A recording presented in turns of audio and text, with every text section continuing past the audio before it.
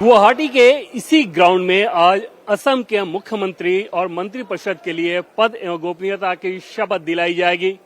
हेमंत बिस्वा शर्मा लगातार दूसरी बार मुख्यमंत्री बनेंगे और उनके साथ 4 अन्य लोग मंत्रिपरिषद में होंगे। उन नामों की बात कर लें तो पहला नाम है उसमें रामेश्वर तेली। रामेश्वर तेली चाय बागान और ओबीसी कम्युनिटी के जो ट्राइब कम्युनिटी भी वहां पे होती है, इन सब के बीच एक अच्छे जनाधार वाले ग्राउंडेड नेता माने जाते हैं। पहले ये नरेंद्र मोदी सरकार में मंत्री भी रह चुके हैं। उसके अलावा दूसरे बीजेपी से व्यक्ति की बात कर लें तो अजंता नियोग हैं, जो कि 2020 में बीजेपी में आई थी। असम की पहली महिला वित्त मंत्री के तौर पे वो जानी जाती हैं, बहुत कुशल प्रशासक के तौर पे जानी जाती हैं। वो महिला चेहरे के तौर पे आज शपथ लेंगी और साथ ही साथ एनडीए के जो 2 सहयोगी दल हैं, एजीपी और बीपीएफ, इन दोनों के एक एक व्यक्ति हेमंत बिस्वा शर्मा के साथ शपथ लेंगे आज मंत्री के तौर पे। अतुल बोरा होंगे जो कि एजीपी से हैं और बीपीएफ से चरण बोरो होंगे जो कि बीपीएफ से होंगे। अतुल बोरा की बात कर लें तो एजीपी के अध्यक्ष हैं और असमिया पॉलिटिक्स के साथ कैसे राष्ट्रीय राजनीति को जोड़ा जाए एनडीए की रणनीति के तहत और एनडीए की नीतियों के तहत, उसके वो प्रमुख चेहरा माने जाते हैं। उस लिहाज से हेमंत बिस्वा शर्मा आज एक छोटे मंत्रिमंडल के साथ शपथ लेंगे। इसमें प्रधानमंत्री नरेंद्र मोदी के साथ बीजेपी के बाकी बड़े नेताओं की अगर बात कर ले, चाहे गृहमंत्री अमित शाह, राजनाथ सिंह, इस तरह के बड़े नेता होंगे। साथ ही साथ एनडीए शासित राज्यों के मुख्यमंत्री और उप मुख्यमंत्रियों का भी एक बड़ा जमावड़ा होगा। और जिस प्रकार से असम में बीजेपी लगातार तीसरी बार सरकार बनाने जा रही है और सरकार इनफैक्ट सब कुछ हो चुका है, आज सिर्फ शपथ ग्रहण समारोह हो रहा है, तो उस लिहाज से समझा जा सकता है कि बीजेपी नेताओं के लिए और एनडीए नेताओं के लिए ये कितनी बड़ी बात होगी। और प्रधानमंत्री नरेंद्र मोदी के राष्ट्रीय राजनीति में दिल्ली प्रधानमंत्री के तौर पर आने के बाद पूर्वोत्तर खासतौर पर उनके फोकस का केंद्र रहा और हेमंत बिस्वा शर्मा ने अपने आप को उस पैमाने पे बहुत बेहतर तरीके से ढाला है।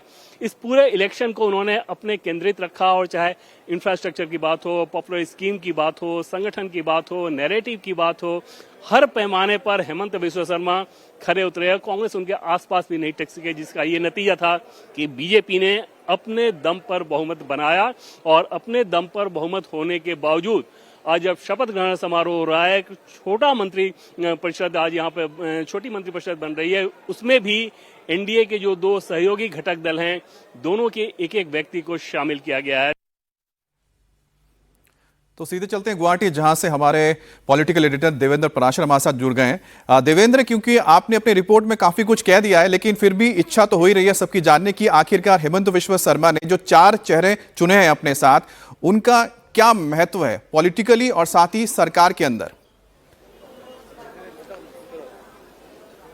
क्योंकि ये बहुत छोटा मंत्रिमंडल रखा जा रहा है और ये पैटर्न हम लोग देख रहे हैं कि बिहार में भी हुआ, बंगाल में भी हुआ और आज एक बार फिर से असम में भी बीजेपी इस काम को कर रही है कि जब मुख्यमंत्री पद एवं गोपनीयता की शपथ लेंगे तो उनके साथ एक छोटा मंत्रिमंडल, और आज के डेट में असम में सिर्फ 4 लोग मंत्रिपरिषद में होंगे, फिर आगे विस्तार किया जाएगा जल्दी। और इन नामों के हिसाब से अगर आप बात कर लें तो बीजेपी ने भले ही अपने दम पर मेजॉरिटी हासिल कर लिया असम के चुनाव में, लेकिन क्योंकि चुनाव से पहले एनडीए गठबंधन में जो घटक दल थे उनको एक बार फिर से शामिल किया जा रहा है। इसमें अतुल बोरा की अगर बात करें तो एजेपी के वैसे नेताओं में वो हैं जो कि एजीपी के रीजनल आइडेंटिटी को बरकरार रखते हुए एनडीए के साथ वो चलते हैं और ये निश्चित तौर पे एक खास चीज होती है कि उसमें एक बैलेंसिंग रहता है। हालांकि पार्टी के भीतर उनके ऊपर दबाव भी रहता है कि बीजेपी के और एनडीए के साथ लगातार रहने के चलते शायद उनकी रीजनल आइडेंटिटी कहीं कम ना हो जाए, लेकिन वो इस बात की परवाह किए बगैर असम के डेवलपमेंट के लिए वो इस काम को करते हैं। आज उन्हें मंत्री पद से नवाजा जा रहा है, 10 विधायक उनकी पार्टी के जीते।